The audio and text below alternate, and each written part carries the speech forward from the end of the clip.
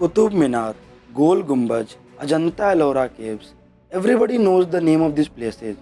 But do you really know the stories behind these places? Like why when it exists? The answer is most probably no. So I, Vilas from Unleashing Fact, is going to explore the stories behind of 6 such known places. Starting with the first place we will explore is Qutub Minar, which is located in Delhi, the capital of India. Qutub Minar is the world's tallest brick minar, towering 72.5 meter high. It was built as a symbol of victory for Muslim invaders over Hindu land. It served as a victory tower when Muhammad Ghori took over the Rajput king Prithviraj Chauhan in 1192. Later, Ghori's viceroy Qutbuddin Aibak, who became the first ruler of Mamluk dynasty, began the construction of Qutub Minar. It was built in 3 stages.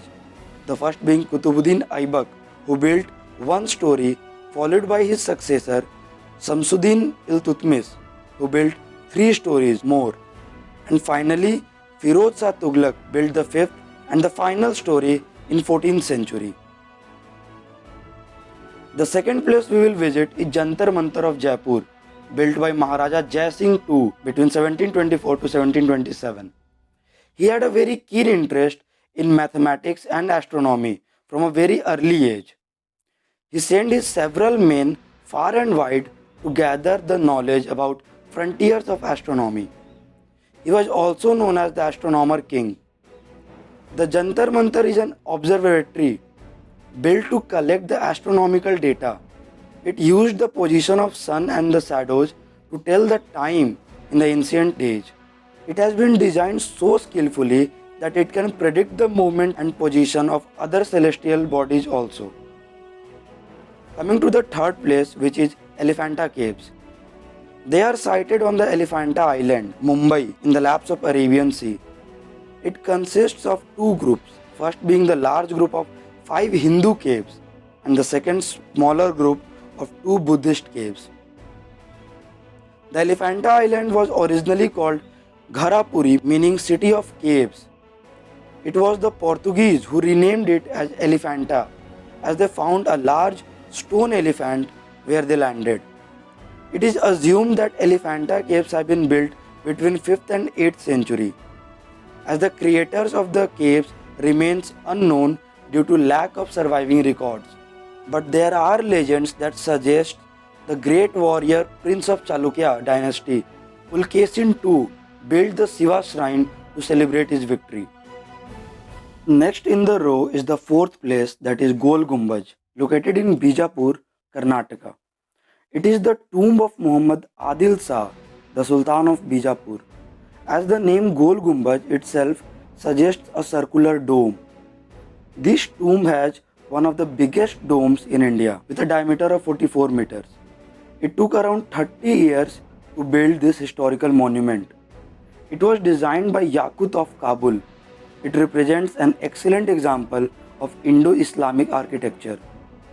The interesting feature of this dome is that it stands unsupported by the pillars. The dome houses the tombs of Muhammad Adil Shah, his 2 wives, his mistress, his daughter and grandson. Moving forward to the fifth place, that is Bhul Bhulaiya, which is a part of Bada Imambara in Lucknow. It has more than 1000 passages and around 489 identical doorways. The whole building was designed by Hafiz Kifayat Ullah. It started in 1784 and took around 14 years to complete. The architects were given an interesting challenge to work on. For prayer purpose only, it was decided to build the central hall, that is 170 feet by 55 feet, without any pillars or columns. The architect decided to work on reducing the weight of the ceiling by making it hollow, and this is how Bhul Bhulaiya was born.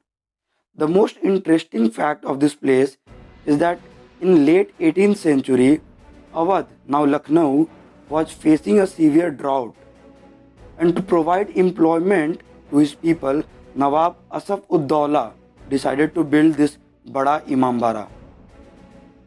Last but not the least, Ajanta Ellora caves. These are considered to be one of the finest examples of ancient rock-cut caves located near Aurangabad, Maharashtra.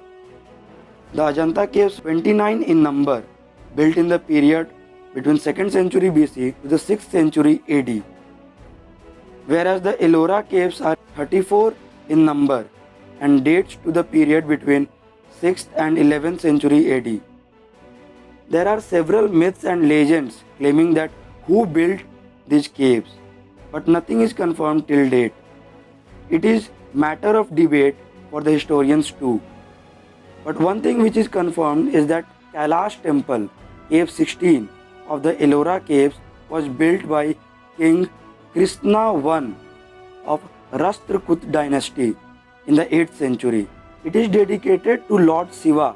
This temple is the largest monolithic structure that is made from carving one single rock.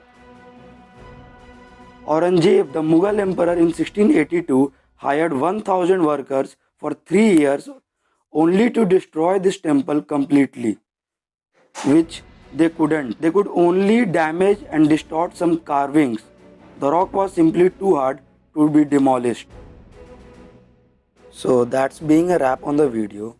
If you liked this video, then do give a thumbs up and subscribe for further interesting contents. Any complaints or any suggestions, do let me know in the comment section below. Thank you.